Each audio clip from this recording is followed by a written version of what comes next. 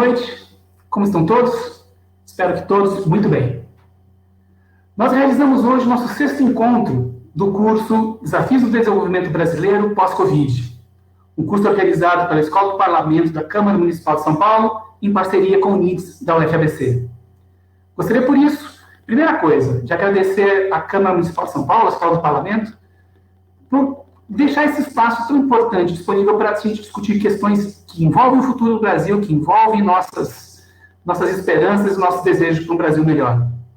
Em seguida, quero agradecer a vocês que estão aqui, querendo discutir essas assuntos tão importantes, e a nossa convidada de hoje, a palestrante de hoje, a professora Cristina Reis. O nosso assunto é as cadeias globais de valor e o Brasil.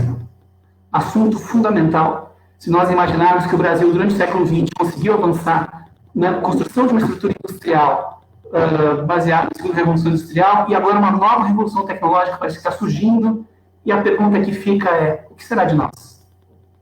É uma questão bastante difícil. Para falar conosco, a professora Cristina Reis estará aqui conosco. A professora tem um currículo bastante bom, quando eu vi, eu falei, nossa, que legal. A professora é formada em Ciências Econômicas pela Universidade de São Paulo, é mestre em Economia pela Universidade Federal do Rio de Janeiro, a UFRJ, é doutora pela mesma instituição, pela UFRJ, a Universidade Federal do Rio de Janeiro, e tem pós-doutorado na Universidade Técnica de Berlim. Atualmente é professora da Universidade Federal do ABC, e suas pesquisas estão em torno de cadeias globais de valor, desenvolvimento, investimento público, estrutura produtiva e comércio internacional. Tem publicações em diversos periódicos científicos brasileiros, internacionais de grande prestígio, e uma curiosidade, professora, um dos seus artigos eu estou usando nesse momento para o trabalho que eu estou realizando. Sem mais delongas, professora, por favor, o microfone é seu.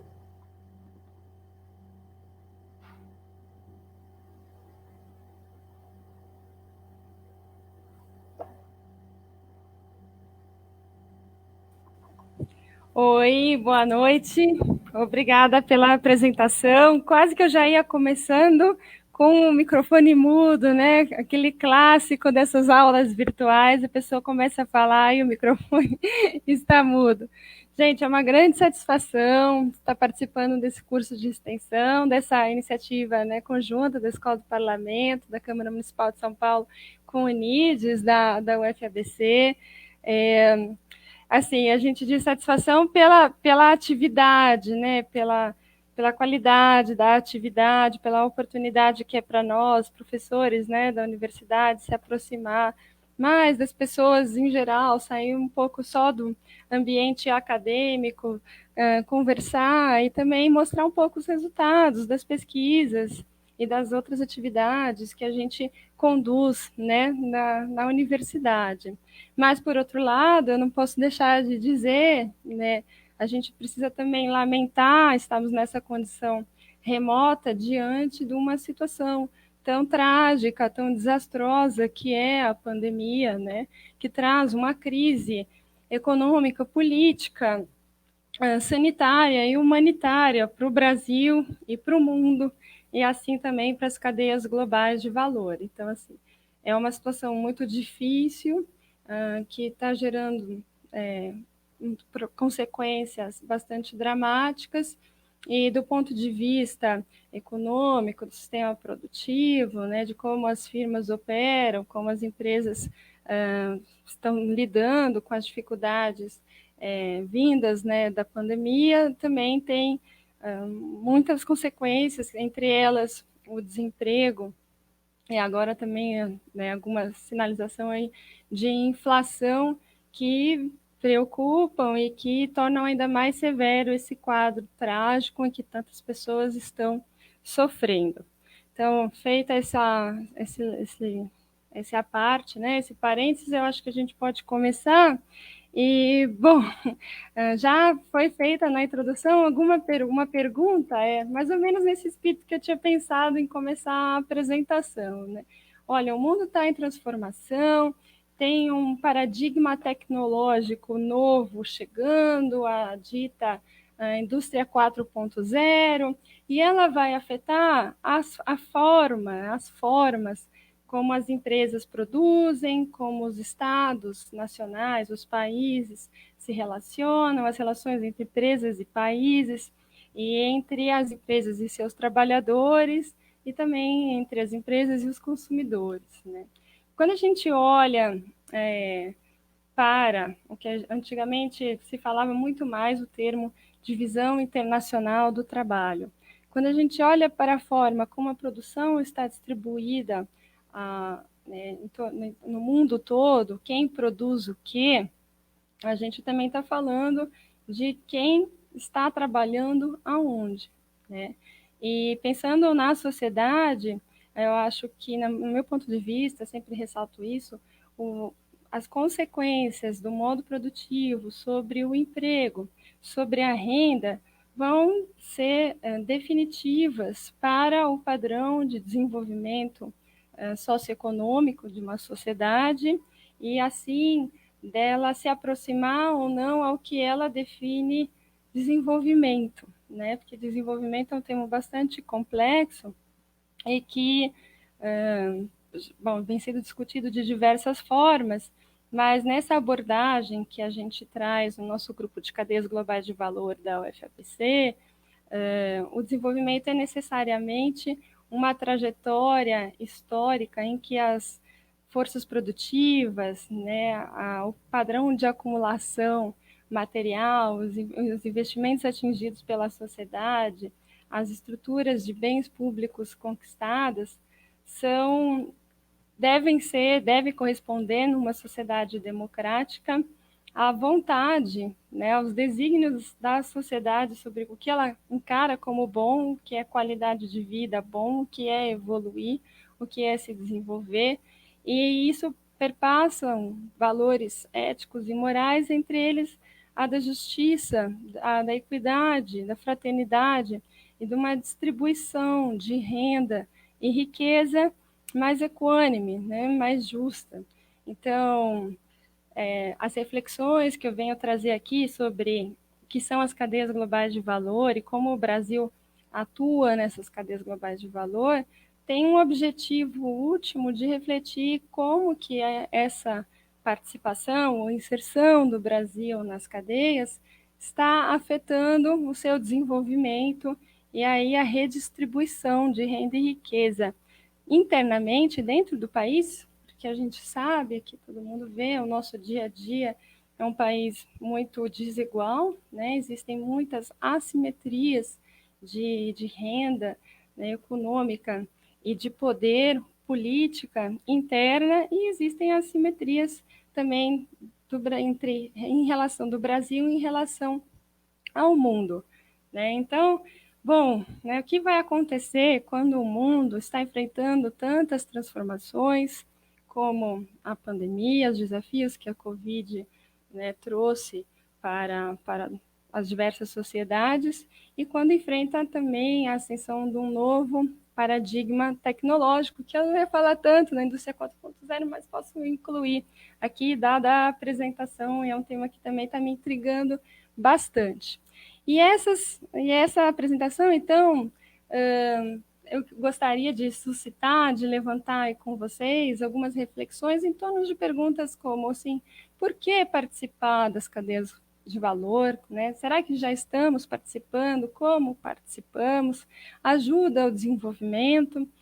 Quais são os padrões de inserção nas cadeias globais de valor? Será que a gente consegue identificar algumas formas mais ou menos uniformes da forma de como os países estão atuando nessas cadeias? Eu estou falando, ainda não apresentei o conceito, mas vou apresentar em seguida, de cadeias, tá? Quais as consequências e como a pandemia tem afetado essas cadeias? São perguntas muito complexas, muito abrangentes. Eu não pretendo aqui dar todas essas respostas, é mais só para colocá-las, as perguntas, e iniciar, né, essa reflexão em torno delas.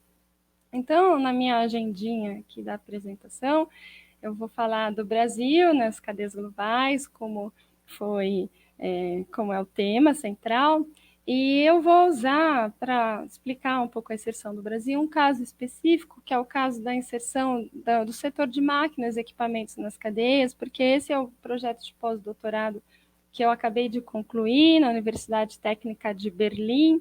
Regressei desse pós-doutorado agora em julho e ainda estou disseminando os resultados da pesquisa, e eu acredito que eles contribuem para mostrar, para trazer estudos de caso para a teoria. Né? A gente vem há muito tempo construindo a teoria de como o Brasil atua nas cadeias globais de valor, mas para entendê-la a fundo, é preciso olhar caso a caso, no sentido dos setores e também dos países, e até mesmo de localidades diferentes do mesmo país, né? Porque a gente tem um país de dimensão continental, com regiões muito diferentes e que vão produzir e se especializar comercialmente em bens e serviços variados, e a gente precisa entender como essa produção de cada região e como a sua atuação no comércio internacional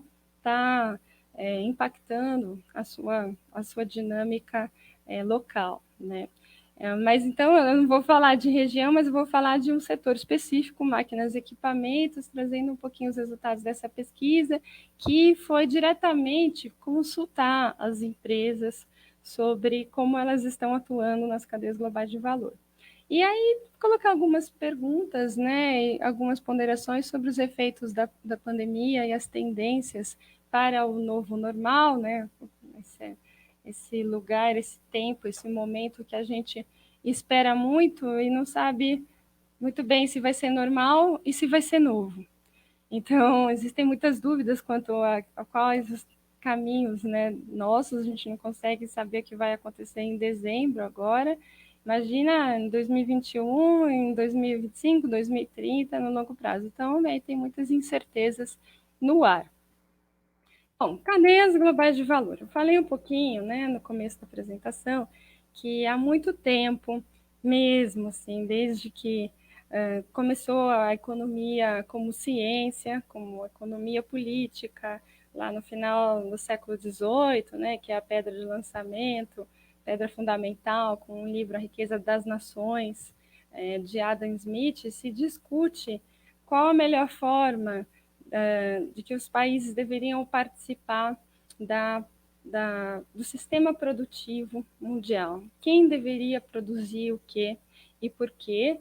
E, como eu falei, quando a gente discute quem deveria produzir o quê, quem deveria exportar e importar o quê, a gente também está discutindo quem vai trabalhar onde, né? Então, se estabeleceu ao longo da história uma divisão internacional do trabalho, algumas regiões foram se especializando em certos bens, em certos serviços, eles foram começando a ter uma abrangência para além do nível local, regional ou nacional do país, e né, chegar em outros países. E ao longo do último século, né, do século XX, a gente observou uma grande aceleração nessa globalização, que é um tema aqui que todo mundo conhece bem, da produção, em que já desde o pós-guerra, grupos de empresas multinacionais expandiam sua produção para além das fronteiras do país original, levando investimento direto estrangeiro, não somente através de trocas comerciais, mas também de investimentos em ativos produtivos em outros países e regiões, que se acelerou de uma forma muito intensa nos anos 80, 90, 2000 e 2010, mas 2010 houve uma desaceleração em relação ao que tinha antes.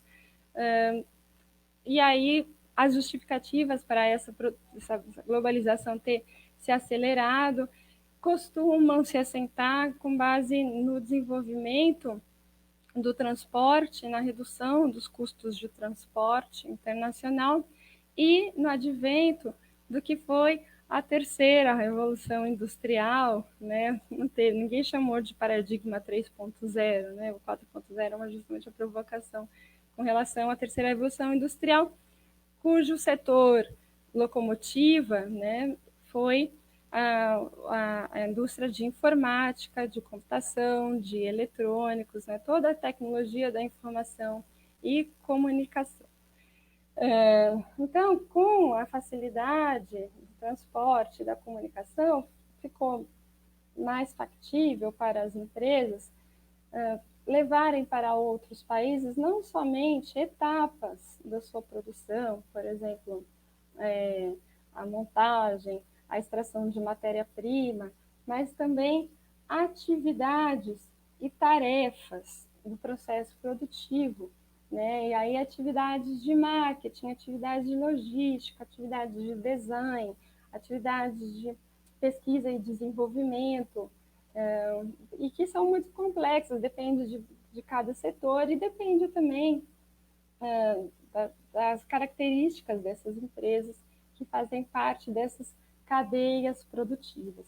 Cadeias seria até um termo já defasado, porque ela dá uma dimensão sequencial, né, de elos da corrente se entrelaçando, mas a gente está falando de verdadeiras redes super complexas, inclusive se fala das cadeias produtivas em diferentes abordagens, não só na economia, mas na engenharia de produção, na sociologia, na própria ciência política, a partir de diversos termos. Então, em vez de cadeias globais de valor ou cadeias produtivas, também se usam isso, redes complexas de produção, ou supply chains, né, que é as cadeias de fornecedores, ou até a origem, né, desse conceito que se firmou como cadeias globais de valor, foram as redes de commodities, né, porque as commodities, as matérias-primas, aí como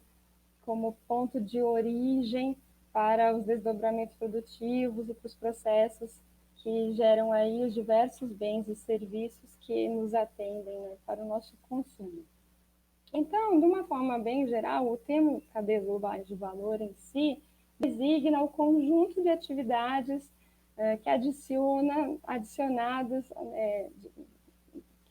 o conjunto de atividades que adicionam valor a um bem ou serviço em todo o mundo. Então, cada atividadezinha do processo produtivo, ela pode gerar um valor para o bem e serviço, que vai compor o valor final, né? Esse valor adicionado, ele é a diferença das receitas dessa atividade ou do bem, menos os custos intermediários para essa produção, para a execução dessa atividade, tá? E o valor adicionado, ele equivale ao excedente, né, da produção e que remuneraria os fatores produtivos envolvidos, o capital e o trabalho, essencialmente. Então, ele poderia ser equivalente à soma dos salários, dos lucros, também das rendas, das taxas de juros envolvidas nesse processo produtivo, que, vale a pena frisar bastante, é necessariamente financeiro, né? Então, junto com essa fragmentação progressiva, a internacionalização da produção, houve também a financiarização da produção, em que cada atividade do processo produtivo é realizada a partir de um cálculo financeiro, de custo de oportunidade, de custo-benefício, e as empresas que estão nesse processo, liderando esse processo, estão o tempo todo fazendo esse cálculo para compreender como baixar o custo e aumentar, ampliar o retorno de cada uma delas, tá? Hoje, estima-se que 70% a 80% do comércio internacional se dê através de cadeias globais de valor, que, por sua vez, tem sua ampla fatia concentrada em empresas transnacionais, né? Então, existe um pequeno grupo de empresas que lidera e que é responsável pela maior parte do valor gerado nessas cadeias. Tá tudo bem? Vocês estão me ouvindo? Deixa eu só dar essa conferir aqui. Alô? Ah, tá bom, agora eu te vi aqui, obrigada. Então, vamos continuar, né? Bom, de forma simples, a internacionalização das cadeias, então, ela passa por 3 movimentos, quais sejam a expansão do comércio de partes e componentes, a ampliação do fluxo de investimentos estrangeiros e o crescimento da demanda por serviços para facilitar, coordenar e intermediar essa produção, tá? Existem 2 movimentos existem 2 submovimentos dentro do movimento de aumento da demanda por serviços, que são chamados servitização, que é um termo bem feio, uma tradução feia aí do inglês, em que os fluxos de serviço intra-firma, na mesma em diferentes localidades do globo, se ampliam. Então, assim, empresas que atuam em vários países importam, mas dentro da firma isso não entra na contabilidade nacional, serviços de marketing, de P&D, há uma troca que é muito mesmo facilitada pela tecnologia da informação. Ou então a transferência para além-mar, né, para outras empresas contratadas de atividades que antes eram internas às empresas e domésticas. Um movimento que ficou conhecido no termo inglês offshoring, né, que é ampliar a sua rede de contratos com fornecedores, que marcou um processo que foi chamado de desverticalização da produção. Houve um momento no pós-guerra, nos 60, 70, que grandes conglomerados industriais tinham dentro da sua hierarquia, da sua governança, que é uma palavra-chave na cadeia global de valor, diversas atividades que iam desde a extração da matéria-prima até a entrega do produto ao consumidor, né? E isso, com a globalização produtiva, com essa fragmentação, também houve uma desverticalização, de forma que as empresas passaram a fazer um cálculo que tentava otimizar o que seria realizado internamente, o que seria contratado de fornecedores, e aí gera um movimento que a gente discute bastante, que é a terceirização do trabalho, né? É a terceirização da mão de obra, e vai gerar contratos flexíveis de trabalho e também uma precarização do trabalho no sentido amplo. E hoje em dia, como já se vinha falando antes da pandemia, e parece que vem se exacerbando com a pandemia, a tal da uberização, né, do trabalho. Então, cada vez relações de trabalho aí um pouco mais precárias, de forma que aquelas pessoas, né, que tinham assim, nos anos 50, nos anos 60, os funcionários das indústrias acabavam casando com a indústria, passavam 20, 25, 30 anos lá e até se aposentar. E isso foi ficando cada vez menos realidade nos anos 80 e 90. Isso deixou de ser verdade, ainda existe, mas é muito mais raro, não só no Brasil, como no mundo todo, porque as relações de trabalho são mais dinâmicas, mas com menor estabilidade também. Aí, olhando para essa cadeia global de valor e olhando para as atividades envolvidas na cadeia, a gente pode dividir... Alô? Cris, estou recebendo pedidos para você falar mais perto do microfone. O som está saindo um pouco. Obrigada. Melhorou, gente? Bastante. Tá bom. Eu estava gesticulando e soltei o microfone. Então, assim, ao longo, se a gente pegar as atividades, né, envolvidas no processo produtivo, a gente pode dividi-las em atividades tangíveis e intangíveis. E tangíveis são basicamente aquelas que realmente mudam, transformam, né? Isso aqui principalmente falando da indústria de bens, transformam matérias-primas, partes e componentes num outro bem, né? Montam. Então ali a gente tem a produção e a transformação industrial como como atividade tangível essencial. E assessorando as atividades tangíveis, a gente tem as intangíveis, que são justamente o que hoje a gente pode chamar de serviços industriais, mesmo que eles sejam internos à firma, não sejam contratados de outra firma, que as empresas até simplificam chamando de atividades de escritório, né, em contraposição às atividades de fábrica, como pesquisa e desenvolvimento, design, marketing, serviços. E existe na literatura de cadeias globais de valor uma ideia, uma premissa, uma hipótese de que as atividades intangíveis, sejam elas antes ou depois da produção, adicionam mais valor do que a própria produção em si, tá? E isso formaria, então, se a gente contrapor as diferentes atividades e a sua precedência, cota antes ou depois da produção, com o valor adicionado aqui no eixo vertical por cada uma das atividades, gera uma curva que ficou conhecida como curva sorriso, ou curva sorridente, lançado pelo CEO, pelo presidente de uma empresa de computadores, no início dos anos 90. Então, a curva nasceu para explicar a empresa dele, que ele achava que estava acontecendo esse movimento, em que as atividades tangíveis perdiam importância em relação às intangíveis, e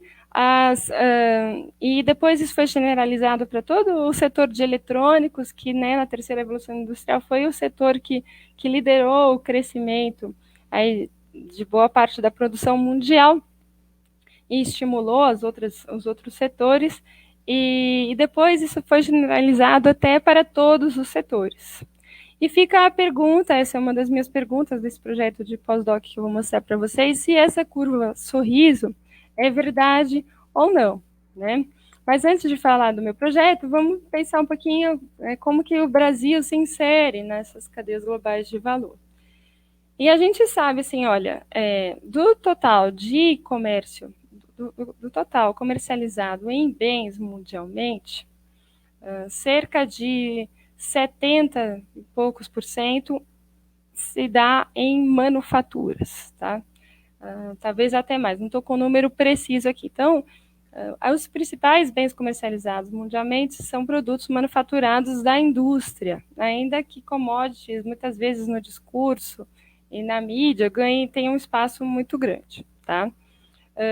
No Brasil, especificamente, a indústria de transformação vem perdendo muito espaço, muita parcela na participação no total da produção do Produto Interno Bruto Nacional, principalmente aí desde do final dos anos 80, chegou a atingir ali 27,3%, somente a indústria da transformação, então aqui a gente exclui indústrias extrativas e também exclui construção civil e bens públicos, bens de eletricidade, saneamento, por exemplo. E a participação no PIB da indústria de transformação caiu até alcançar 13,8% no final dos anos 90, deu uma melhoradinha no início dos anos 2000 e caiu de novo até 11% no ano passado, tá? Esses cálculos aqui do Morceiro. Esse movimento, quando a gente pode chamar de desindustrialização, ainda que esse conceito também se refira à participação da indústria no emprego, né? Mas na produção existe uma desindustrialização clara, e ela tem diversos motivos, que são tanto os internos quanto externos, mas o que não se pode aceitar nesse movimento como uma consequência natural do próprio desenvolvimento do país, porque à medida que os países, historicamente, principalmente os avançados, foram se desenvolvendo, a participação da indústria realmente caiu, porque os países foram se tornando as economias mais baseadas em serviços. Mas existe uma tese de que a desindustrialização no Brasil e em outros países de renda média industriais, como o México, por exemplo, a Rússia, ela se deu não porque o país alcançou níveis ou padrões de países avançados, padrões de renda per capita. A gente sabe que isso não aconteceu, mas foi uma desindustrialização precoce, devido aí a problemas na indústria e a problemas nessa competição internacional da Organização das Cadeias Globais de Valor, que tem a ver com o aumento das assimetrias de poder e riqueza entre as empresas e entre os países, a partir justamente dessa época dos anos 80, dos anos 90, em que a gente chama de virada, né, neoliberal dos mercados. E a gente, assim como vê a desindustrialização no Brasil, tem um estudo que ficou muito famoso, o estudo do Piketty, né, Thomas Piketty, um economista francês, que mostra que também houve uma reversão na construção da redução das desigualdades que vinha acontecendo ali nas primeiras décadas do pós-guerra, que depois, dos anos 80 em diante, houve uma piora na desigualdade no mundo e no Brasil também, salvo um momento ali de 2003 a 2014, alguns vão defender até 2011, em que houve um alívio e no Brasil houve ganhos distributivos. Bom, essa desindustrialização vem acontecendo e, ao mesmo tempo que, se a gente olhar para as exportações brasileiras, a gente observa também o que é conhecido como reprimarização da pauta, em que a pauta de exportações está cada vez mais baseada em commodities. Então, aqui é um dado de 2017, desse Observatório da Complexidade, está em inglês, dá para atualizar esses dados, eles não mudam muito. Soja, minério de ferro e petróleo cru, na verdade, ainda se tornaram mais importantes na pauta, ocupando aí uma parcela maior, de forma que as commodities, dependendo da forma como se olha, ocupam a metade ou até mais da metade das exportações de bens brasileiros. Você pode incluir ou não alimentos nessa conta, porque alimentos, na verdade, fazem parte da indústria de transformação, tá? Mas a indústria de transformação, as manufaturas, desde os anos 80, seguramente 90, já eram a maior parte da nossa pauta de exportações, mas foram perdendo espaço. Se a gente olhar para esse dado agora aqui na pandemia, eu podia ter trazido isso daqui, a gente vê a participação da soja de janeiro a agosto já chegando em 20% das exportações brasileiras, o que é muito alto e confirma que, então, a gente não só na produção nacional tem uma perda da participação da indústria, mas também no nosso comércio internacional. E, por outro lado, se a gente olha para as importações, e isso aqui é um padrão histórico que se confirma e continua, elas continuam sendo dominadas por bens manufaturados aí de diferentes intensidades tecnológicas, mas principalmente de média baixa e média alta intensidade tecnológica. E aqui eu quero destacar, nesse azulzinho, que a gente vê todo o grupo do setor automotivo pesando bastante, né? E aí a gente tem partes de veículos e acessórios com 8% da pauta, porque isso daqui se refere basicamente ao comércio intrafirma. Então, da forma como o setor automotivo nacional está inserido nas cadeias globais de valor, e ele precisa bastante de importados. E isso se reflete, então, na composição da nossa pauta, né? Ainda que ele também esteja aqui em azulzinho exportando, mas são bens diferentes e têm destinos diferentes. As nossas exportações são principalmente desse setor para o Mercosul, para a Argentina. E as importações também têm um peso alto da Argentina, mas também tem um peso alto das matrizes das principais indústrias nossas, que são multinacionais, principalmente estadunidenses. Assim, se a gente olhar para o que cada país exporta no mundo, que tipos de bens eles exportam, e a intensidade, né, em termos absolutos, das exportações de cada bem, a gente olhando para o globo terrestre, esse aqui é um mapa que vem do Atlas da Complexidade, a gente vê a luz mais intensa aí na América do Norte, né, na Europa e lá no leste asiático. Essas são o que a gente chama de 3 grandes fábricas mundiais das cadeias globais de valor, que, a bem da verdade, são organizadas em regiões. são cadeias também muito regionalizadas e que têm um comércio dentro da região muito forte. Então, ali na região do NAFTA, né, ali principalmente Estados Unidos e México, tem um comércio interno muito forte, dentro da União Europeia também, e no leste asiático também, e a China e o Japão como polos dessa fábrica aqui asiática, mas que comercializa com as outras regiões.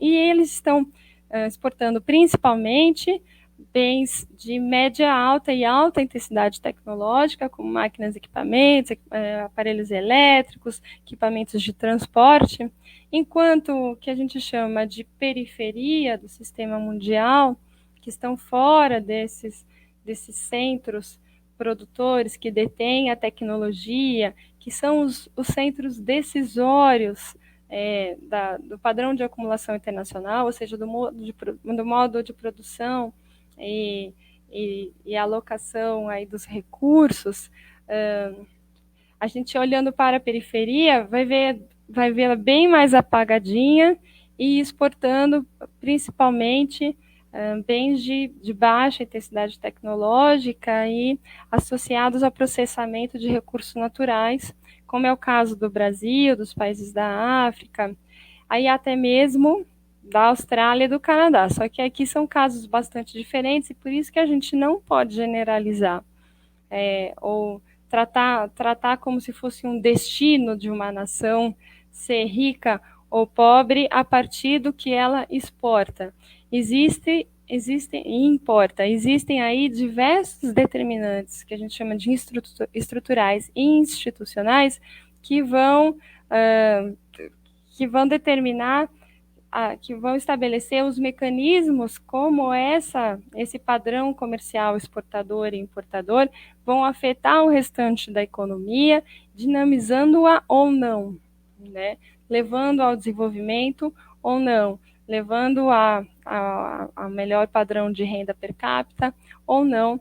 E aqui contam determinantes tanto internos e culturais e históricos, forjados aí nas relações de classes de cada país, quanto externos também, dos interesses associados aos investimentos, ao que a gente chama de desenvolvimento a convite, etc., que eu não vou me alongar muito, senão eu não vou conseguir chegar na análise final aqui da cadeia do Brasil de máquinas e equipamentos. Mas, de modo geral, o que a gente vê é o Brasil com um perfil exportador e produtivo, perdendo força no sentido de estar cada vez menos apoiado nos setores industriais mais dinâmicos, de mais alta intensidade tecnológica. A gente, Brasil, vai perdendo competitividade nos mercados mundiais. E aí parece que o nosso lugar nas cadeias globais de valor, na verdade, se caracteriza por um duplo perfil. Primeiro, como fornecedor de alimentos e matérias-primas, e segundo, como consumidor de atividades, tarefas e componentes de maior intensidade tecnológica, conhecimento, valor adicionado nessas cadeias. Então, às vezes a gente escuta na mídia assim, olha, o Brasil não participa das cadeias globais de valor, porque usam alguns indicadores, como o indicador de comércio e valor adicionado da OMC e da OCDE, para falar, olha, o do Brasil é muito baixo, tem um baixo conteúdo de importados nas suas exportações, a gente está fora das cadeias. Isso não é verdade, o Brasil sempre esteve e está. Não tem como nenhum país não ter um lugar no sistema mundial. A gente, quando olha para a produção e para o comércio, a gente tem que entendê-lo como um sistema internacional, mundial, em que existe um centro e uma periferia que estão atuando lá dentro de alguma forma, mas os papéis são muito diferentes, né? E esses papéis vão levar a consequências para o desenvolvimento e para a distribuição importantes. E por isso que a gente precisa refletir sobre as cadeias globais de valor bastante e tentar pensar qual lugar que o Brasil quer ocupar nessas cadeias. Então, exatamente. Qual o lugar do Brasil nas cadeias e como melhorar a nossa posição? Tudo indica, então, como fornecedor de matérias-primas e absortor de bens de mais alta complexidade tecnológica, né? E também, olhando para aquela curva sorriso, pode ser que o Brasil, parece ser, se ela for verdade, não esteja atuando nas atividades de maior valor adicionado. Só que a gente não sabe se a curva sorriso é verdade, ela é verdadeira, se ela reflete a realidade das empresas, né? Então, por isso que na minha pesquisa eu fui consultar a indústria específica de máquinas e equipamentos para saber. Mas, além disso, para discutir esses temas, vou falar para vocês, tem uma dificuldade de dados muito grande, porque a gente não tem os dados de dentro da firma para saber aonde está feito o marketing, quanto de valor adicionou o marketing, o design, a pesquisa e desenvolvimento. Alô? Oi? Tudo bem? Ouvi o microfone aberto aqui, então vou prosseguindo. Já vou acabar para a gente abrir para as perguntas, né? Já estamos aqui 15 para as 8. Então, não tem esses tipos de dados, a gente não tem como traçar uma curva sorriso. Tem muitas empresas, principalmente as pequenas e médias, em micro, perdão, que nem sabe fazer o cálculo, não tem recursos para fazer o cálculo do valor adicionado por atividade. É um cálculo complexo, isso fica uma pergunta. E mesmo aquelas que sabem, não estão dispostas a divulgar, porque essa é uma informação estratégica. Por que eles vão divulgar exatamente o que as diferencia? Onde elas investem, quais são, o que é forte nelas, quais são os pontos fortes do seu processo produtivo que as leva a se diferenciar, a inovar, a ganhar mercado, a lucrar mais e a crescer. Então, é um dado bastante sensível, uma informação muito difícil de se obter. É bastante complicado a gente conseguir ter respostas definitivas sobre como são as cadeias globais de valor e qual a inserção do Brasil nelas. Esse mapa, ele é obscuro, a gente não tem esse mapa ainda concreto de como se distribui as cadeias globais de valor. Bom, e olhando aí para o setor específico de máquinas e equipamentos, vou passar mais rápido aqui. É um setor muito importante, eu escolhi porque trata-se do núcleo do setor de bens de capital, que tradicionalmente se trata da grande dificuldade de desenvolvimento dos países que antes eram chamados de subdesenvolvidos, depois foram chamados de terceiro mundo, hoje são chamados de países em desenvolvimento ou emergentes.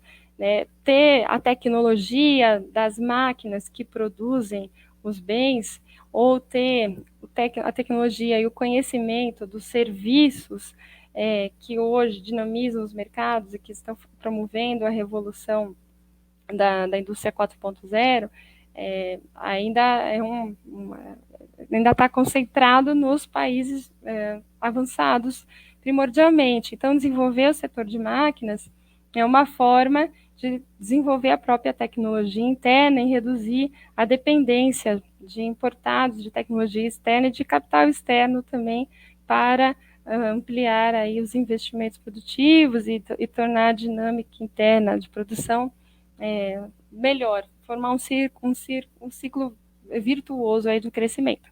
O setor de máquinas mundialmente ele é muito concentrado, quase 85% é produzido só em 15 países, sendo 70% da produção mundial nos países desenvolvidos, que exclui a China.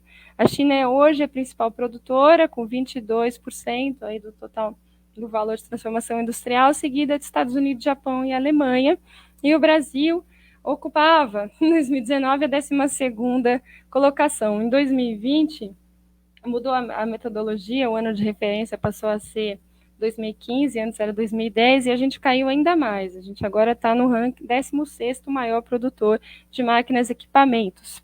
No Brasil, máquinas e equipamentos é a terceira indústria de maior valor, quarta em emprego, seguindo aí alimentos e automotivo.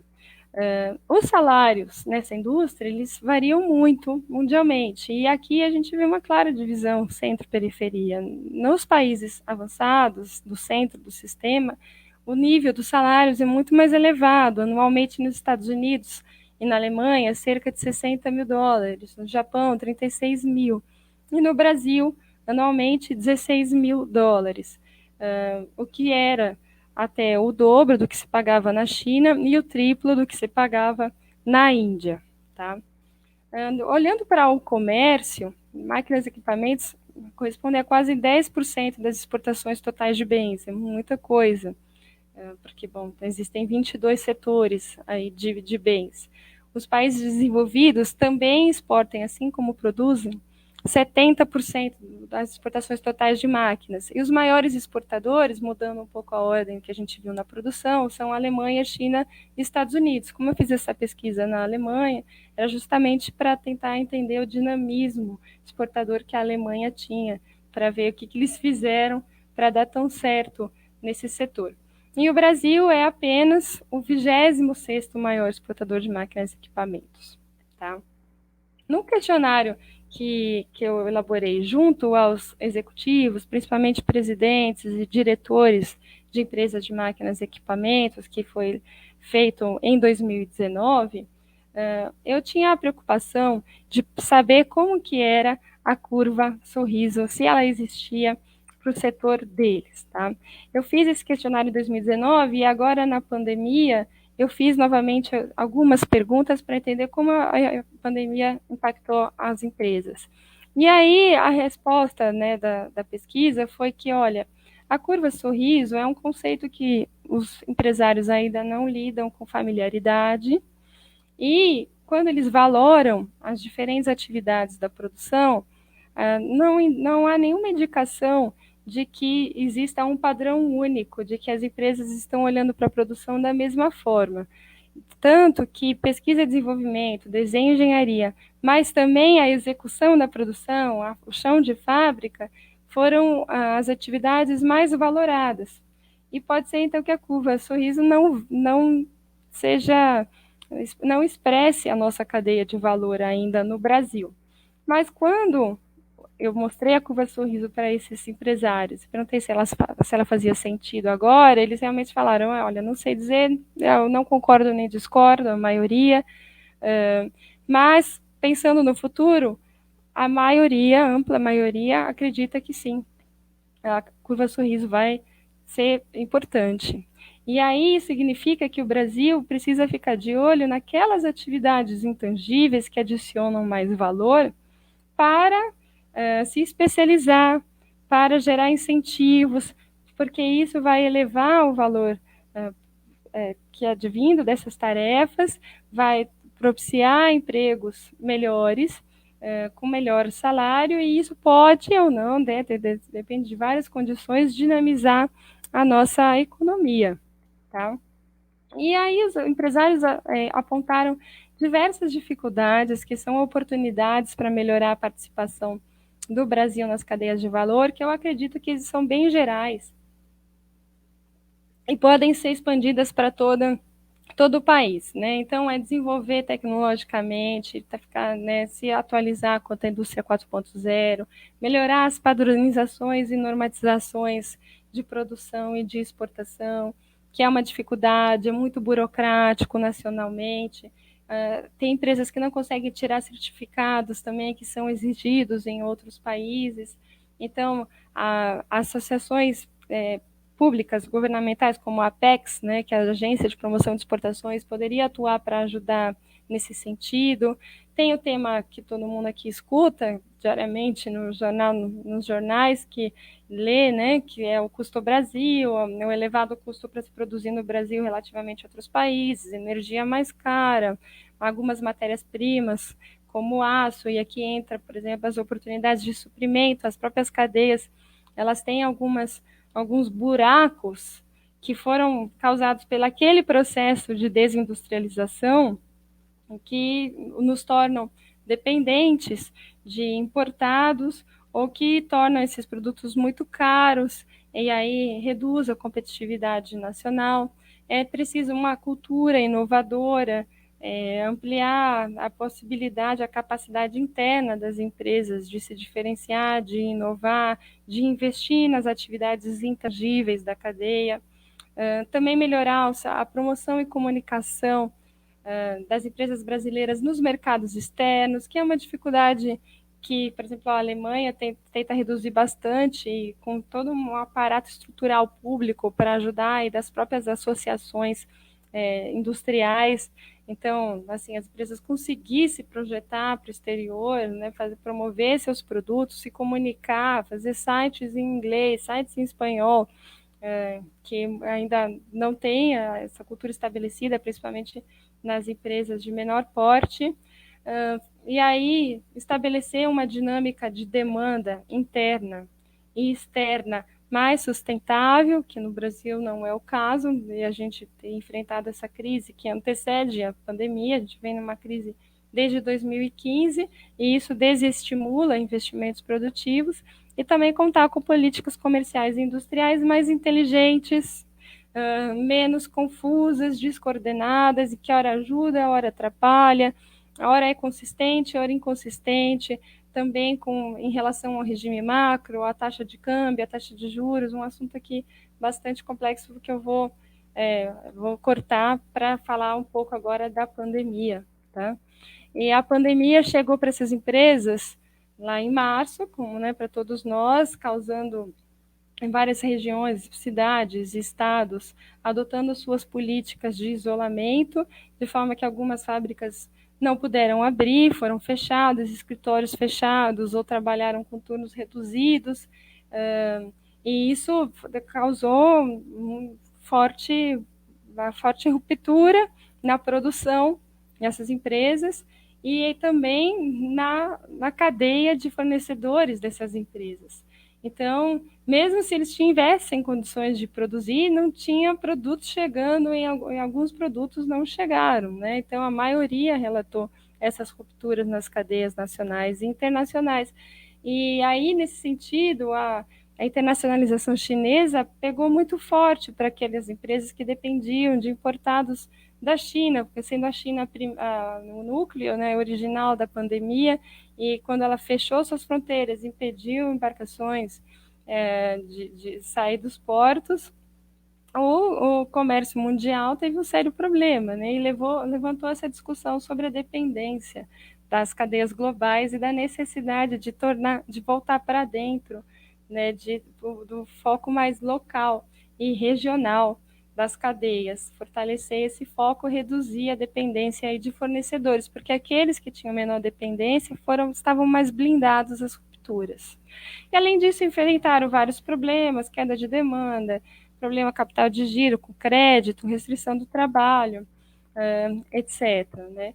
Então, a gente viu que na hora do desespero, algumas empresas lançaram seus comitês anticrises, outras não, outras aguardaram. As associações de classe, de indústrias, tomaram uma posição muito importante nesse momento de reunir informações, de informar os seus associados, seus membros, suas empresas sobre o que fazer, como seriam os desdobramentos. E o que mais a ação imediata foi voltar-se para o básico. Fazer o básico da produção. Lógico, estava com um problema financeiro seríssimo, o risco de quebrar, necessidade de demitir, né? E aí, nisso, as atividades intangíveis, aquelas que constroem o longo prazo, o desenvolvimento sustentável, então foram, em muitos casos, abandonadas ou marginalizadas, né?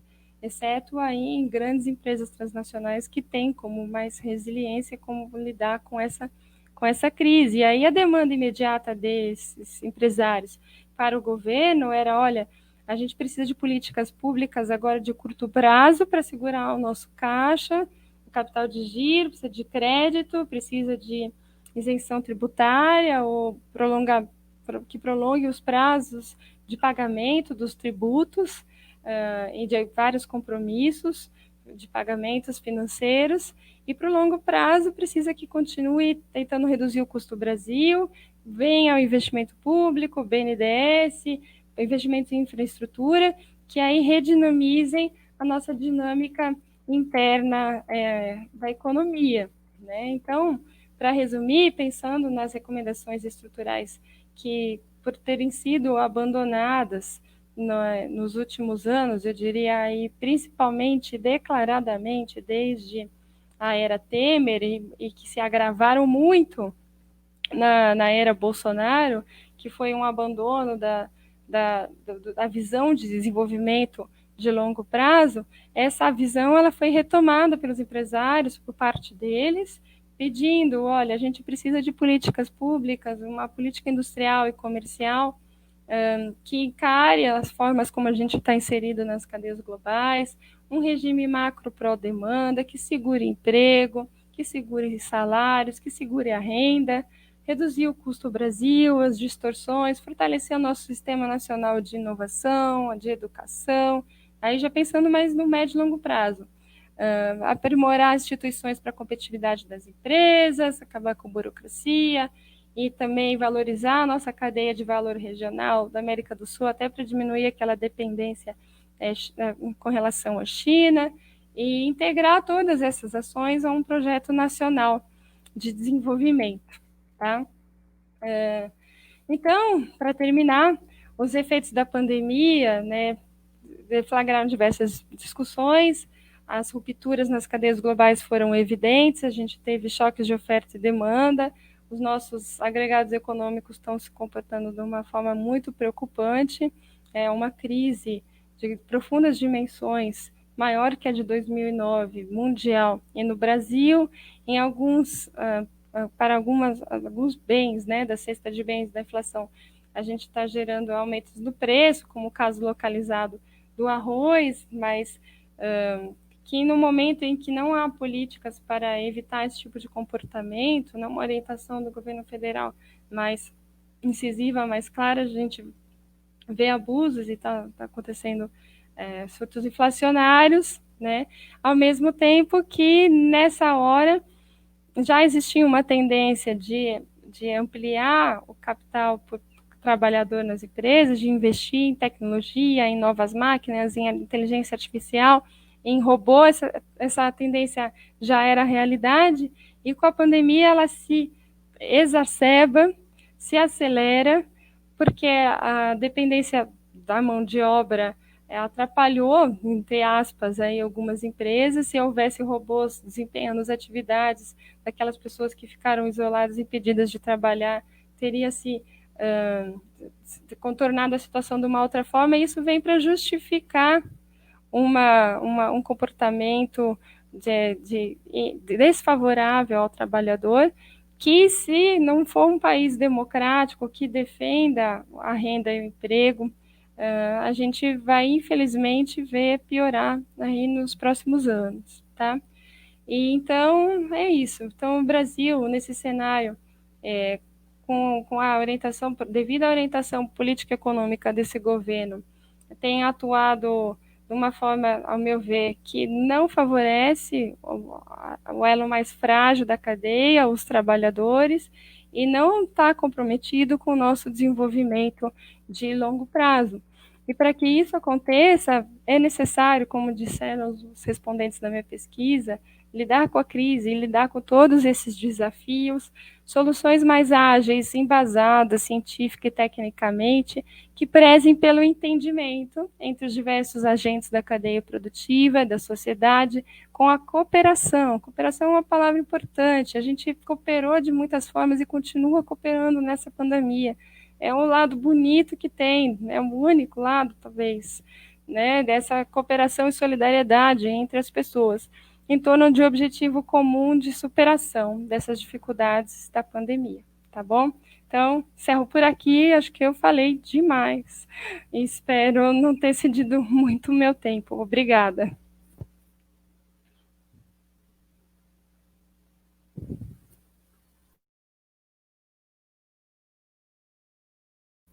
Ricardo, tá mudo.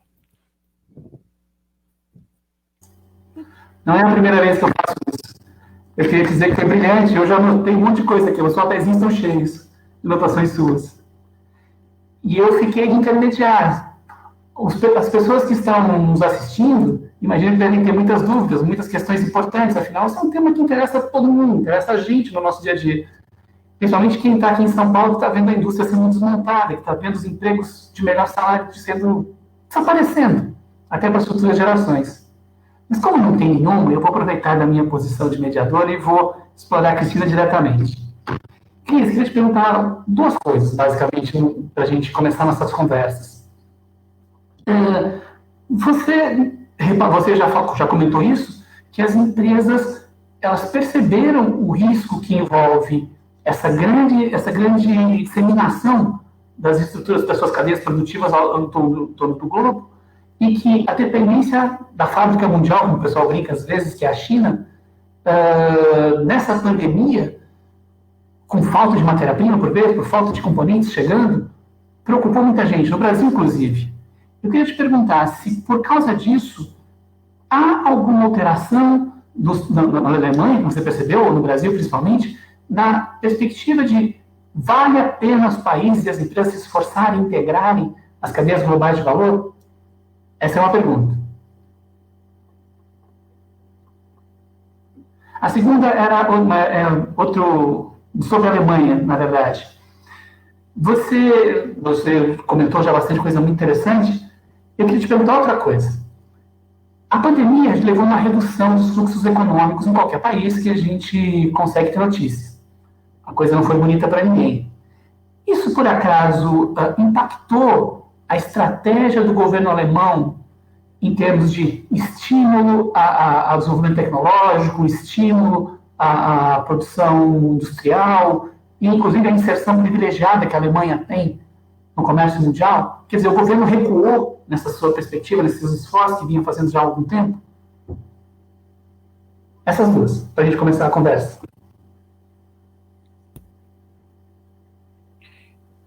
Legal, obrigada, Ricardo. Bom, a gente estuda coisas parecidas e é gostoso conversar, né? Sobre a primeira pergunta, sobre as decisões das empresas quanto a localizar, regionalizar mais suas cadeias, se ancorar menos em redes produtivas globais, em fornecedores externos, ou até levar a verticalização, né, internalizar certas atividades que tinham sido externalizadas. Bom, ainda é um pouco cedo para a gente falar, olha, isso está acontecendo ou não, tá? Mas pelo que eu tenho lido, existe sim uma tendência, um planejamento estratégico de regionalização, de verticalização, tem isso, de redução dessa dependência de redes muito amplas de fornecedores, que na pandemia e antes da pandemia. Então, é muito interessante, saiu agora o relatório de investimentos mundiais da UNCTAD, que sai todo ano falando como que estão os fluxos de investimento direto estrangeiro. E no capítulo 4, eles apontam que essas tendências já estavam acontecendo. E até numeram, comentam, fazem uma tipificação das cadeias. Então, assim, por exemplo, na visão desse, que é uma instituição multilateral gigantesca, que tem sentada na base de dados de investimento, sim, já tinha uma tendência e está acontecendo. O quanto isso foi medido ainda não tem muita resposta. São mais intuições, ao meu modo de ver, né? Não tem, por exemplo, pergunta direta.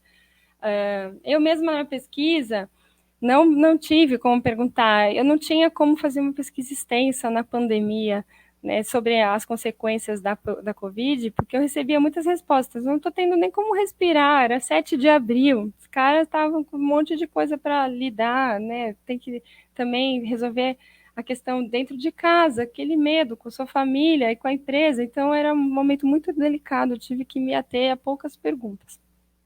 Mas sim, então eu acredito que esteja acontecendo esse movimento de trazer para a região a regionalização, de internalizar, né?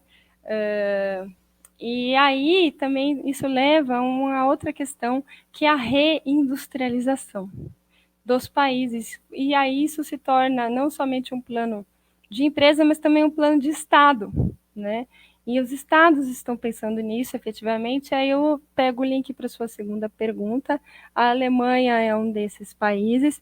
Eu não acompanho a fundo as políticas agora, né, da pandemia, pós-pandemia, mas eles já vinham fazendo, sim, um estímulo ao desenvolvimento tecnológico com fortíssimos investimentos e buscando, muito preocupados com a falta de competitividade em alguns setores, né, tanto no mercado deles interno quanto externo, né, a China aí sofisticando a sua produção, e eles fazendo vários acordos com a China, conversando, né, acordos não, negociações com a China, de segurar ou não com protecionismo estatal, com protecionismo mesmo, a entrada desses produtos. E eu acredito que na pandemia o alerta aumentou. E eu não posso dizer, seguramente fizeram mais, aumentaram o protecionismo. Opa, minha nenê chegou aqui, gente, tá chorando um pouquinho. Foi passear com a vovó, voltou agora. Meu filho mais velho também tá aqui me olhando. Mas sim, então a resposta para as duas perguntas é sim. Muito legal, Cris. Eu confesso que esse fenômeno da regionalização eu não sabia que estava acontecendo, mas ele é fundamental se a gente pensar o que isso significa em termos de colocação do Brasil no comércio mundial. Se esses países mais ricos estão comercializando fortemente entre eles, principalmente nas questões industriais, poxa, isso é uma coisa para a gente pensar. Muito legal, muito bacana. Por enquanto, não chegou nenhuma pergunta das pessoas que estão no Facebook. Alguém quer perguntar alguma coisa? Não tenham vergonha. É muito legal, é muito bacana. Esse tema é muito legal. Eu gosto Por muito. favor. E a Cris é brilhante, vocês já viram, né? Estou aqui suando, tô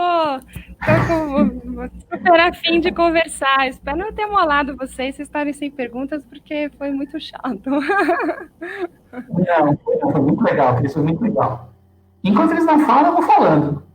Ah, chegou uma aqui, ó. Chegou da Keila. Keila Rosa. Quem é essa moça? Não sei se tem relação. As startups têm algum lugar ou importância numa cadeia que permite retomar a industrialização e o desenvolvimento do país? Ou seja, as startups têm um papel nisso? O que acha desse modelo de empresa para o país? Quer responder, Cris? Ou quer chegar mais? Tem mais. Agora está chegando. Deixa eu responder uma por uma, então. Olha, Kelly, né? Obrigada pela pergunta. Keila, obrigada pela pergunta. Sim, as startups têm um lugar, né? Esse lugar depende muito do setor da startup. Depende o quanto se dá a dinâmica no seu setor, se essas empresas que inovam vão ser aglutinadas, compradas por grandes empresas ou não, o tempo que elas sobrevivem, que elas podem crescer, suas perspectivas para se consolidar. Mas em alguns serviços altamente tecnológicos, específicos, essas startups têm um papel crucial e já faz muito tempo e podem crescer e se tornar o que eles chamam de unicórnios, né? Tipo WhatsApp, tipo Spotify e ser uma inovadora total, sendo que nesse momento existem muito espaço, sim, porque as tecnologias estão avançando rapidamente, a inteligência artificial, a digitalização traz oportunidades, mas precisa de ter um conhecimento tecnológico para isso e um apoio financeiro, que é muito difícil. Não sei se você tem startup ou participa. Uma startup se consolidar, viver sem um apoio financeiro, né, inicial. Então precisa ter toda uma estrutura para que ela assuma esse protagonismo. O empreendedorismo, a iniciativa individual é importante, mas ele vai ser mais brilhante e vai ter maior possibilidade de sucesso se tiver um Estado empreendedor, usando as palavras da professora Mariana Mazzucato, dando apoio. Tá?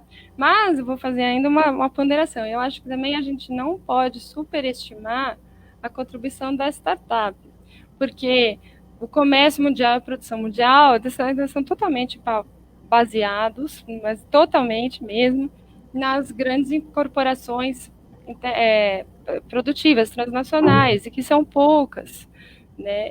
E financiadas também por poucos bancos. Então, existe uma hierarquia política, um sistema muito grande, tá? Isso.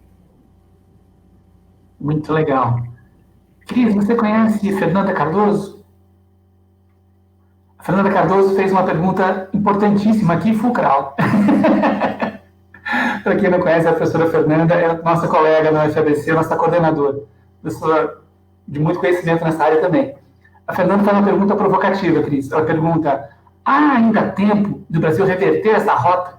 A rota de nós estarmos nas pontas mais frágeis das cadeias produtivas globais. Ainda dá tempo de reverter? O que você acha? A Fernanda, além de tudo, é minha melhor amiga. Mas ela nunca tinha me feito essa pergunta, me veio fazer aqui em público. E ela vai me obrigar a ser pessimista. Mas eu não quero perder o otimismo e a utopia. Eu vou tentar trazer os dois, tá? Nesse momento, a gente está muito atrás do relógio. Nós estamos muito atrasados em vislumbrar e se preocupar com o que é relevante para o desenvolvimento tecnológico sustentável, com inclusão, com redistribuição. A gente está longe de se preocupar com isso efetivamente. Imagine se planejar para tal e de realmente ter ações concretas para que isso aconteça. Mas não é impossível, né? Então, eu acho que para que isso se consolide, e é por isso que eu terminei a minha apresentação com aquilo, eu acho que ainda mais nesse momento, que foi um momento tão agudo, tão único, tão sensível, que pode ser de inflexão, a gente precisa usar esse momento para construir novos pactos sociais, né? Mudar a rota política nas eleições que estão por vir, mudar as decisões de investimento nos aparatos públicos. Estamos falando aqui da Escola de Parlamento, da Câmara Municipal de São Paulo, trazer, né, para esses governos também uma visão mais longo-prazista e que a população endosse isso, que isso seja uma demanda, que entenda a importância da geração de empregos de qualidade, da elevação dos salários, formação do Sistema Nacional de Inovação, de Educação, no Parque Industrial, para o seu bem-estar, para o seu bem viver, para a sua qualidade de vida. Então, depende de nós mudarmos as nossas prioridades e ajudarmos os nossos governantes a fazerem escolhas mais democráticas, mais sustentáveis, mais inclusivas. Eu posso assinar embaixo ou não? Eu vou assinar embaixo. Pode complementar, fica à vontade. Não, Cris, eu concordo plenamente. Eu só vou pedir para o Marcelo um pouquinho de paciência, que eu vou furar a fila. O Marcelo fez uma pergunta para você, eu vou te repassar já, mas eu queria fazer uma minha de novo. Vou furar a fila, rapidamente. Pegando o gancho do que você respondeu agora, dá para reverter, e a que você respondeu anteriormente. Você acha que, dado o cenário que nós temos hoje, para nós entrarmos numa posição diferente nas cadeias globais de valor, o Brasil deveria focar em algum setor específico? Ou seja, concentrar esforços, por exemplo, na indústria de medicamentos, na indústria de saúde, por exemplo. E se caberia ao Estado puxar nessa direção. Não necessariamente ter a fábrica, ter isso, mas financiamento, estratégia de integração com as universidades, enfim, uma política industrial nesse sentido. Você acha que é um caminho focar em setores específicos e se o Estado tem um papel relevante de puxar nessa direção?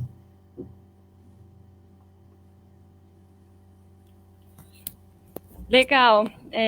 Eu acho que sim, mas eu acho que é importante focar em setores específicos, mas um pouco diferente do que foi feito nos anos 70, né, nos anos 80 no Brasil e em outros países em desenvolvimento, de escolher, por exemplo, bens de capital, sei lá, algumas indústrias de bens intermediários, aço, petróleo. Eu acho que, para além disso, a nossa escolha, e a gente está desenvolvendo isso na teoria novo estruturalista, ela deve se fundamentar em estabelecer bens públicos de qualidade. Né? Então, o que são os bens públicos de qualidade? Olha, para que a população precisa? Quais são as carências das pessoas? Pessoas que precisam de saúde, educação, moradia, né? resumindo aqui, né, precisam lidar com vários outros problemas, mas pegando alguns itens que me vieram à cabeça mais rapidamente. As empresas precisam reduzir seus custos, precisam de infraestrutura, precisam de mão de obra qualificada, também vai esbarrar na educação, na saúde.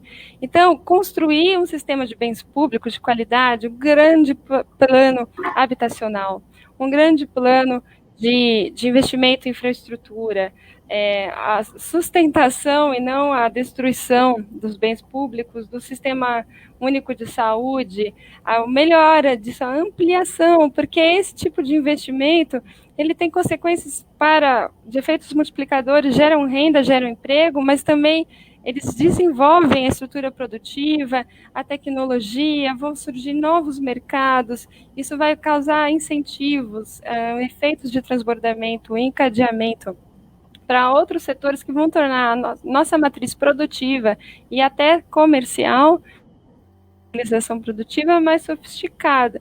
E aí a gente tem que começar pelo prioritário, né? E eu acho que o prioritário são os nossos bens públicos, né? Olhar para a nossa sociedade.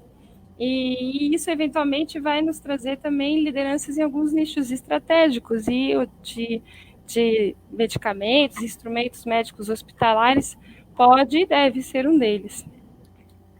Muito legal. Muito legal, muito legal, muito legal mesmo.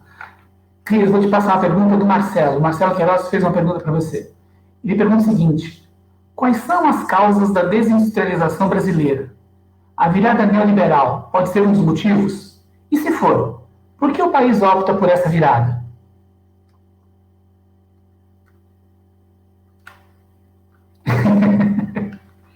Oi, Marcelo. Essa é difícil.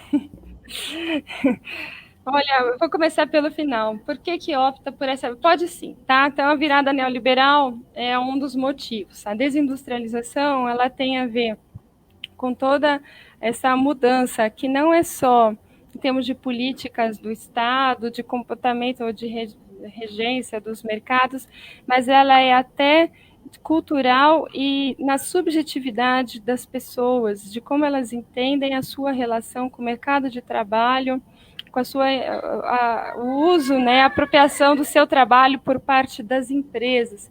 Então, todo o discurso de empreendedorismo e de meritocracia coloca sob os ombros do indivíduo o peso do seu próprio destino. Se ele não consegue achar um bom emprego, se ele perde emprego, vira problema dele. E isso não é verdade, é um problema estrutural.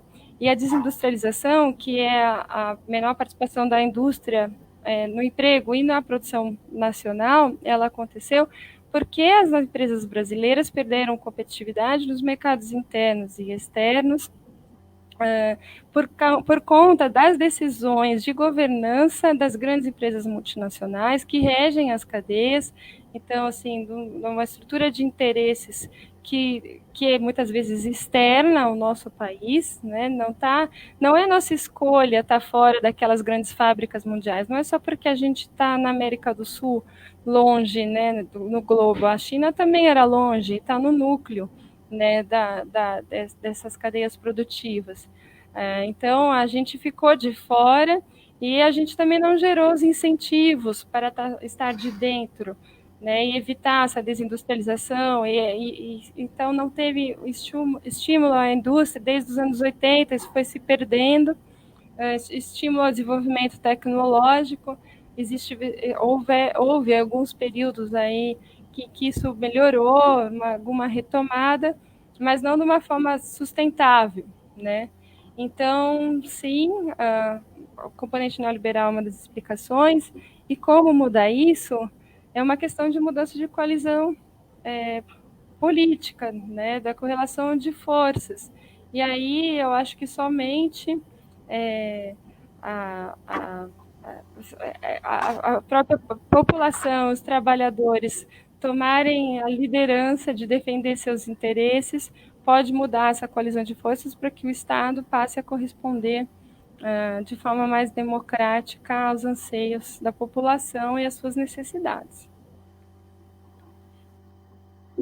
Muito legal e muito sério, né, gente? Muito grave essas consequências de tudo isso para a nossa vida, para o nosso futuro, para futuras gerações.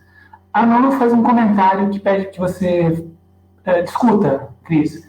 Ela diz o seguinte: li um artigo da Fundação FHC que citava a fala do senador Randolfo Rodrigues, em que ele afirmava sobre a necessidade de vislumbrarmos a temática do desenvolvimento sustentável, não mais como um objetivo a ser alcançado, mas como uma meta que não pode mais ser ignorada.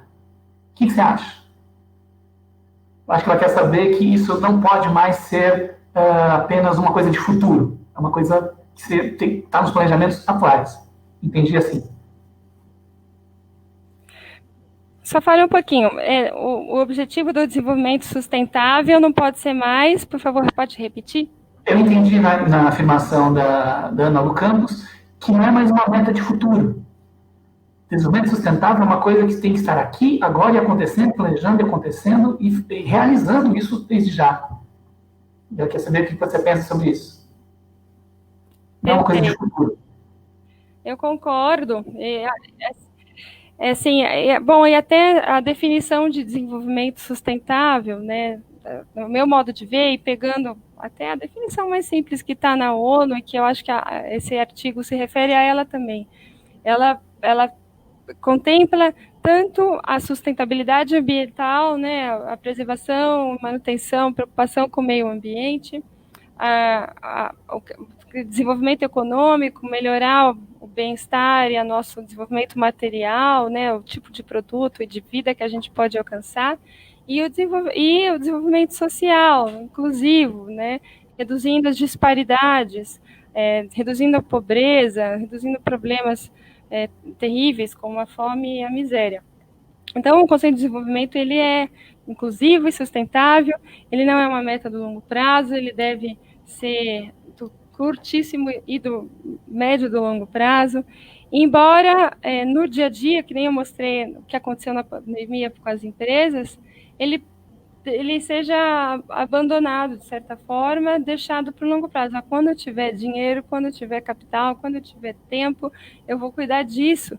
E isso é um grande erro, porque quanto mais a gente faz isso, mais a gente se afasta dessa possibilidade. Então, é realmente aqui agora que tem que começar. Muito bacana. Cris, a Lígia de Araújo faz outra pergunta. Ela pergunta se tudo isso que está acontecendo, tudo isso que você descreveu, esses problemas todos que a gente está vivenciando na indústria brasileira e nossa posição subalterna nas cadeias globais de valor, se isso não seria causado pela falta de incentivo aos cursos técnicos.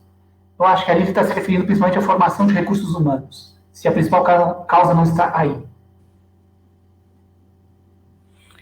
É uma das causas, né? Então, assim, uma das causas, no caso brasileiro, é bastante apontada, assim, a gente precisa qualificar os nossos profissionais e precisa de cursos técnicos. A gente precisa de educação em todos os níveis, de todos os tipos, e gerar também centros de inovação. Então, atua também, né? Mas a gente também não pode esperar que estabelecer a educação é um passo que antecede a gente melhorar o nosso desenvolvimento ou a nossa posição nas cadeias globais. Se a gente olhar para os países desenvolvidos, eles não tiveram uma educação boa do ponto de partida. O sistema educacional, o Sistema Nacional de Inovação, ele também está em transformação. Ele vai, a gente espera, ele pode evoluir, porque no Brasil muitas vezes a gente tem uma evolução, em outros países também. Ele deve e pode evoluir junto com todo o sistema produtivo, né? Então, não adianta cruzar os braços e falar assim, bom, daqui 10 anos, 20 anos, quando a gente tiver cursos técnicos, vai dar certo. Porque isso é um processo conjunto com o desenvolvimento das forças produtivas. E as próprias empresas também podem gerar programas internos de capacitação. Então, é um esforço conjunto de sociedade, de Estado e de setor privado. Muito legal. Senhores, não tenham vergonha, podem perguntar. A professora Cris está dando um show aqui para nós. E eu estou anotando tudo, eu estou enchendo os papeizinhos de anotação. Cris, então eu vou te perguntar uma coisa nova. A Silvinha fez uma afirmação, deixa eu ver o que é. Silvinha, eu vou furar a fila, eu vou fazer uma pergunta para a professora Cristina antes e eu já volto na tua pergunta. Cris, queria te perguntar uma outra coisa. envolvendo novamente os países que, enfim, são os grandes players do mundo. Queria te perguntar o seguinte, quando a China começou a se tornar um país importante na economia mundial, quando se tornou essa surpreendente potência econômica que a gente vê hoje, houve um deslocamento do eixo econômico do Atlântico para o Pacífico ou do Ocidente para o Oriente. Quero te perguntar, esse deslocamento, pelo menos é o que alguns colocam, né, que houve um deslocamento, não sei se é verdade, mas supondo que tem essa mudança de fluxos econômicos importante, dificulta a posição do Brasil nas cadeias globais de valor? Por que eu te pergunto isso? Porque aparentemente a China, que é o nosso grande demandante, nosso grande comprador internacional, ela quer coisas muito simples de nós. Ela não quer coisas sofisticadas de nós, pelo menos por enquanto, porque nós não apresentamos, eu não sei, mas de qualquer modo, hoje ela só compra coisas simples de nós. Deixa eu te perguntar, se esse deslocamento do Ocidente para o Oriente, de grande parte do fluxo econômico mundial, dificulta a nossa posição nas cadeias globais de valor.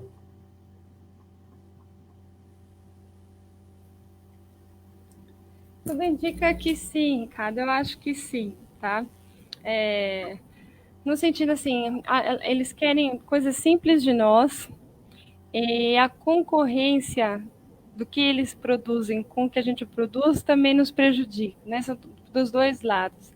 A China, ela contribui para essa reprimarização da nossa pauta, né, exportadora, e contribui também para a perda da nossa competitividade no nosso próprio mercado, né? Isso foi um pouco segurado, esse movimento, com a grande desvalorização cambial, né? Então tem um componente do regime macro que influencia muito nisso. Mas a China vem se transformando e ela tem tem investido muito, né, em atividades de cada vez maior intensidade tecnológica, mais complexas. As grandes potências sabem disso e ela vai exercendo um papel de locomotiva ali na sua região, e isso caberia à inteligência nossa de relações externas com a China estabelecer esse padrão de comércio em que ela buscasse de nós coisas ou bens ou atividades ou serviços mais nobres, né, com maior intensidade tecnológica. Uma verdadeira locomotiva regional, né, quando a gente olha para a Europa, os Estados Unidos é um grande absortor de bens, ele tem déficit com o mundo. Né? E o que ele faz? Ele alimenta o mundo, compra do mundo para o mundo crescer. E ele cresce exportando os investimentos para isso, basicamente, de uma forma simplificada, e também com outros tipos de emprego que gera internamente e mais associados a essas atividades mais complexas das cadeias. Então, se a China passasse a querer de nós, como ela pode estar requerendo já de seus vizinhos, atividades mais nobres, né, caberia estabelecer os estímulos para isso, mas é muito difícil. Então, por exemplo, uma coisa que acontece no setor de máquinas e equipamentos. Empresas chinesas ofertam fazer o produto inteirinho na China, chega aqui no Brasil, a empresa só põe o carimbo, indústria brasileira, monta o finalzinho e revende. E nem monta, tem algumas propostas, só carimba e põe a marca, né? Então, todo o processo produtivo seria internacionalizado. Isso agora com a pandemia é um movimento que deve estar com um grande ponto de interrogação se vale a pena fazer isso, e já tinha antes por causa das dificuldades até de estabelecer contratos de segurança nesse tipo de contrato. Mas se isso for prevalecendo, esse tipo, entre aspas, predatório da nossa produção nacional e das nossas exportações, então a China está nos prejudicando, né? Nosso desenvolvimento. Mas também pode fazer investimentos, então isso depende um pouco também da condução da política externa. Não basta só dar para eles o nosso poço de petróleo e a nossa Eletrobras. Fazendo uma provocaçãozinha aqui. Muito legal. Cris, só confirmando o que você acabou de contar. Eu tenho dois exemplos muito, talvez pessoais com relação a isso. Essa coisa do carimbo, vem de lá, você só carimba aqui. Eu vi um aparelho de som faz muito tempo já, para vender lá fora, era um JVC, mas produzido na China. Era um JVC produzido na China. Aí voltei para o Brasil, eu vi exatamente o mesmo aparelho, mas exatamente o mesmo aparelho, só que gradiente. Exatamente isso que você contou, exatamente. Foi a primeira vez que me chamou a atenção isso. Falei, nossa, é igual, não tem nada, nem a luzinha muda de cor, nada. É impressionante. Ah, provocando você de novo. As pessoas são um pouco tímidas. Elas sempre são tímidas, viu, Cris? Não se preocupe. As pessoas têm um pouco de vergonha de perguntar. Pergunta, gente. Eu queria te fazer uma provocação, então.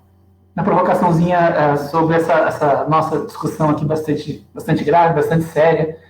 A gente ri, mas não dá uma certa tristeza às vezes.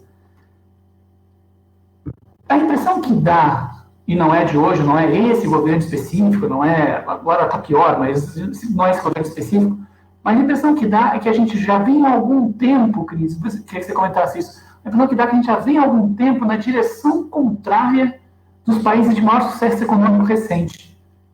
A gente vem com o Estado se afastando, a gente vem deixando de planejar, a gente vem deixando de fazer políticas industriais coerentes e robustas, a gente está deixando de fazer aquilo que todos os países, mesmo aqueles que dizem liberais, dizem que não fazem, mas fazem, e eles estão caminhando, e nós, e a América Latina também, está ficando para trás.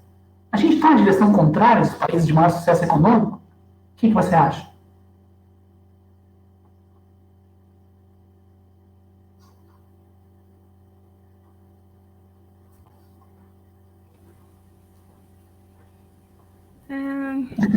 Ai, Ricardo, você está bem, tá agora no estilo da Fernanda aqui, me fazer ser pessimista, né? Olha, em muitos aspectos sim, né? Em muitos aspectos a gente tá, porque os países de maior projeção econômica, de maior sucesso, e também que têm lidado melhor com a crise, estão imaginando o novo normal, estão fazendo um planejamento e investimento a favor desse desenvolvimento que a gente está falando, sustentável e inclusivo, né? E no Brasil a gente não vê isso, não vê, né? Então a gente vê as escolhas de políticas do governo federal, principalmente, muito apartadas, afastadas dessa visão de longo prazo, que, como fizeram a pergunta, já deveria iluminar as decisões de curto prazo, né? Então, tem toda a questão do ciclo eleitoral, da preocupação com seus currais eleitorais, com a própria dinâmica interna, né, a organicidade ali política, técnica, burocrática, né, do funcionamento dos aparatos estatais, mas tem uma visão, uma coalizão de pensamento que é hegemônica mundialmente e no Brasil, que se fortalece, que predomina na grande mídia, que tem exacerbado esse conservadorismo, que está levando à fragmentação social, né, à polarização, ao conflito. E isso é muito grave no momento em que a violência pode se tornar ainda pior, né? E no nosso caso, que vivemos um número de homicídios e de diversos crimes tão elevado anualmente, a gente tem quase a metade dos homicídios mundiais, só no Brasil. Tratar disso, isso é um problema seríssimo, é prioridade nossa. Como é que a gente vai lidar para reduzir a violência? É segurança? É segurança, mas é também dar todas as condições econômicas para que o crime não compense. Tem alternativas muito melhores, dignas e dentro da lei, né? E que não fira ninguém. Então, assim, acabei voltando ao tema da violência para dizer, olha, a gente está tão longe de se tornar um país desenvolvido, né? Eu vindo da Alemanha, uma das coisas que mais me impactou, agora dando um relato pessoal, foi a confiança nas relações. As pessoas se aproximam da outra não desconfiando, mas confiando. E no Brasil, isso não é o mesmo, eu não sinto a mesma coisa aqui. A gente tem medo, né? A gente tem medo de ser enganado, de ser trapaceado, de ser roubado, de confiar nas pessoas, de deslealdade. Então, toda essa dinâmica cultural ela precisa mudar, e para que isso aconteça, precisa desenvolver as forças produtivas, né? Então, a gente ainda está longe de que isso seja uma prioridade e que haja, de novo, vou usar essa palavra, um pacto social em prol desse objetivo comum de desenvolvimento. E ó, Ricardo, eu vou te falar, eu daqui a pouquinho eu precisava sair, não sei se tem mais perguntas, porque a minha nenê só tem 1 aninho e eu acho que ela já vai precisar dormir. Eu não tô aqui, eu estou te provocando, as pessoas estão um pouco tímidas. Deixa eu ver, tem uma pergunta não, do Marcelo. Marcelo de novo aparecendo. Aliás, um comentário, Marcelo, antes de você fazer a tua pergunta. Eu queria elogiar de novo. Na outra vez eu fiz um comentário sobre isso, desse assunto. Eu queria fazer esse comentário de novo. A franca e absoluta maioria dos nossos assistentes são mulheres. As mulheres estão presentes, querendo discutir, querendo saber, querendo pensar o Brasil e estão aproveitando as oportunidades que agora foi a Escola do Parlamento que trouxe junto com a FABC. Eu queria parabenizar de novo, porque, olha, mas o número é esmagador. Eu estou comentando porque o número é esmagador. Esmagador de mulheres em relação ao número de homens na sala de discussão. Mas voltando ao Marcelo. O Marcelo pergunta para você, Cris. Existe possibilidade de desenvolvimento fora das cadeias globais de valor?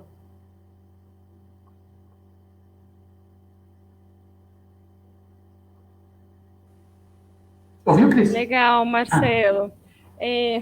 Bom, ouvi sim. Agora só que eu pus também no chat, agora que eu estou vendo as perguntas também, eu estava meio desligada disso. Marcelo, vamos ver como. Depende de como você está colocando isso fora, tá? Não tem como a gente estar fora do sistema internacional e das cadeias de valor. Elas são globais, elas são regionais e são locais. A gente pode se desenvolver apostando mais em redes locais e regionais, que, como a gente estava discutindo aqui, é até uma tendência que já vinha se apresentando e se acelera depois da pandemia, ou durante a pandemia e depois, né? Se projeta isso. Então, assim, estamos dentro desse sistema e a gente precisa atuar de uma forma mais inteligente e até empoderando a nossa região, tá? O nosso país e as nossas empresas locais. Mas é isso que é importante, assim. Ninguém está falando, ninguém acredita que a autonomia, você produzir tudo no país e não depender de nada é possível. Isso nem é inteligente, nem é eficiente. A gente precisa estar nessas cadeias. A gente vai fazer especializações intraindustriais dentro dos serviços. É possível isso, é assim que a União Europeia se organiza. Eles estão todos a especialização das regiões, dos países, das empresas, são dentro da indústria em algumas atividades específicas e, de preferência, atividades de maior valor.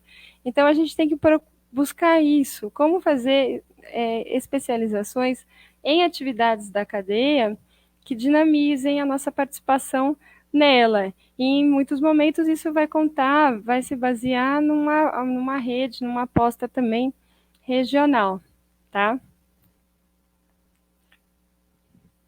E aí, só para pegar o tema aí das mulheres,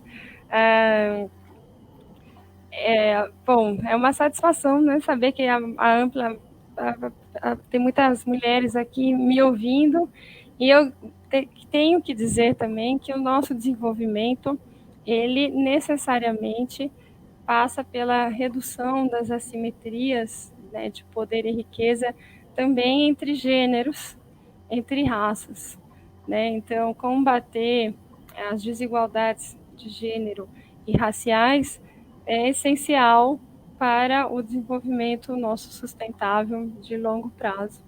Não só em termos de remuneração, de diferenças salariais, mas de lugar na sociedade, de valorização, de respeito, de oportunidades, de possibilidade de crescimento, de possibilidade de realização. Então, nós, mulheres, estamos sendo oprimidas e lutamos aí contra um sistema muito machista, e isso precisa melhorar, bem como precisa melhorar e a gente precisa combater veementemente, contundentemente, o racismo e o preconceito.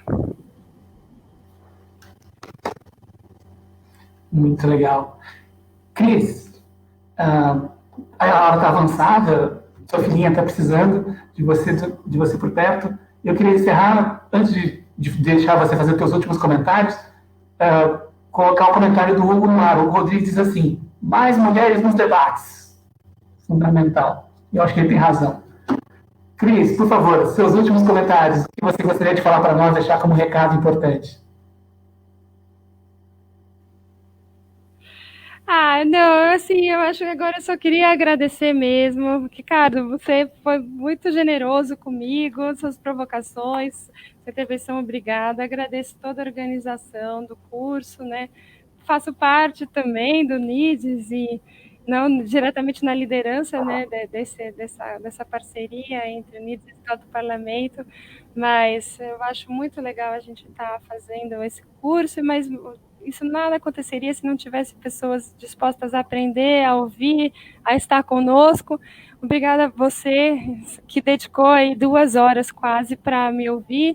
Espero ter ajudado de alguma forma nas suas próprias reflexões, porque a função do conhecimento é ser libertador, ser emancipatório, e que cada um use o conhecimento e o que aprendeu para, criticamente, para o seu desenvolvimento, o desenvolvimento do seu entorno e da sociedade. Então é isso, gente. Valeu para todos, parabéns para nós. Obrigada. Cris, excelente, parabéns. Gostamos muito da sua aula. Você precisa ver os comentários que estão aqui no chat. Muito elogiosos, parabéns. Foi uma excelente aula. Muito obrigado. A Cris que teve a paciência de falar para nós o tempo todo, com esse sorriso no rosto. E agradecer a todos os presentes. Foi muito bacana ter todos aqui, as perguntas que colaboraram nas nossas discussões. E, por favor, na próxima semana temos mais uma discussão interessante. Espero todos aqui de novo. Agradeço muito, agradeço ao Márcio, ao Pedro, ao Thiago, ao Bruno. Por favor, estejam conosco na próxima semana. Um grande abraço a todos. Cris, muito obrigado de novo. Até a semana que vem.